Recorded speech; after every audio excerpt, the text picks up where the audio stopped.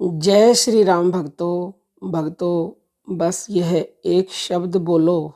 इस एक शब्द का अभ्यास करो तो फिर आपके मुंह से जो भी बात निकलेगी वह 100% सच होगी और जो भी आप चाहोगे वो आप अवश्य ही हासिल कर लोगे। भक्तों, हम अपने प्रतिदिन जीवन में अनेक शब्द बोलते हैं और उन शब्दों में बहुत सारे शब्द तो ऐसे होते हैं कि हमने चाहते हुए भी उनको बोल देते हैं और उनका बहुत ही गलत प्रभाव पड़ता है। जिस प्रकार कोई आपके घर पर आया और किसी ने आपसे पूछा, क्या आपके पिताजी घर पर हैं? तो आप सोचते हो कि ये पिताजी को डिस्टर्ब करेगा, परेशान करेंगे, या वो सो रहे होते हैं, तो आप कह देते हो पिताजी घर पर नहीं है। तो ये आपने क्या किया? आपने जानते हुए कि ये सच है और फिर भी झूठ बोल दिया। दिन में पता नहीं हम कितनी बार झूठ बोलते हैं, एक बार नहीं, अनगिनत बार झूठ बोलते हैं। तो भक्तों, झूठ हमें कभी भी बोलनी ही नहीं चाहिए। शास्त्रों में सत्य का इतना महत्व बताया गया है कि अगर आप केवल और केवल एक शब्द यानी कि सत्य ही बोलते हो, हमेशा कभी झूठ नहीं बोलते, तो आप इस दुनिया में जो चाहोगे वो हासिल कर सकते हो, सिर्फ और सिर्फ सत्य बोलकर। और ऐसे कितने ही उदाहरण हमारे शास्त्रों में हैं, लेकिन आजकल हम इसका बिल्कुल महत्व भूल गए हैं। जानबूझ करके हम झूठ पे झूठ बोलते हैं और कई बार तो ऐसी झूठ बोल देते हैं कि एक झूठ को छुपाने के लिए न जाने कितने झूठ हमें बोलनी पड़ती है। लेकिन जब सत्य की प्रतिष्ठा हो जाती है तो मनुष्य जो कह देता है वही सत्य हो जाता है।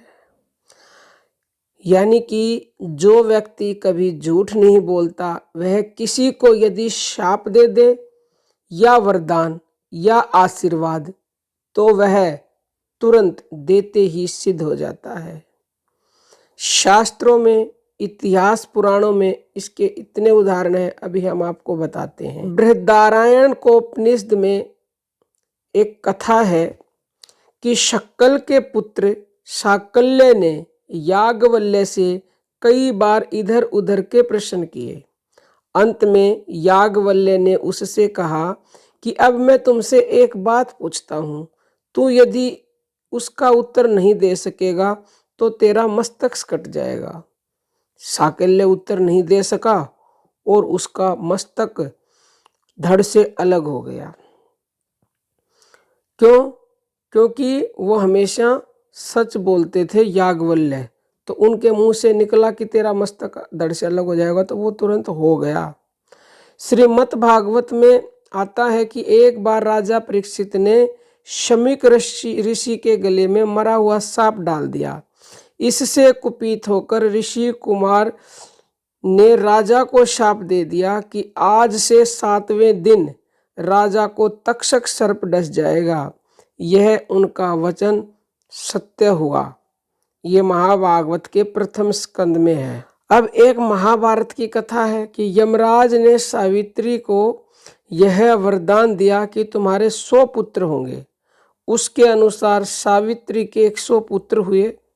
ये वन पर्व अध्याय है जो महाभारत का, उसमें वर्णित है।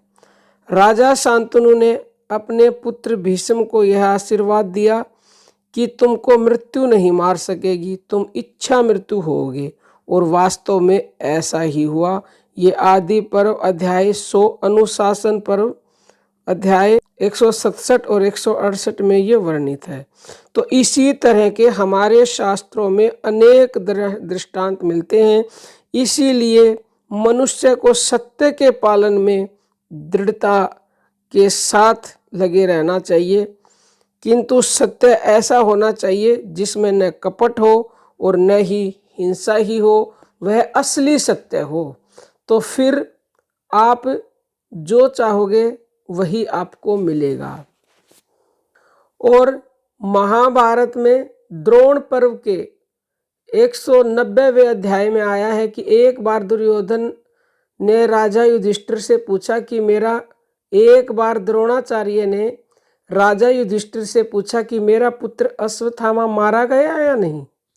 इसके उत्तर में युधिष्ठिर ने कहा कि अश्वत्थामा मारा गया, पर हाथी मारा गया।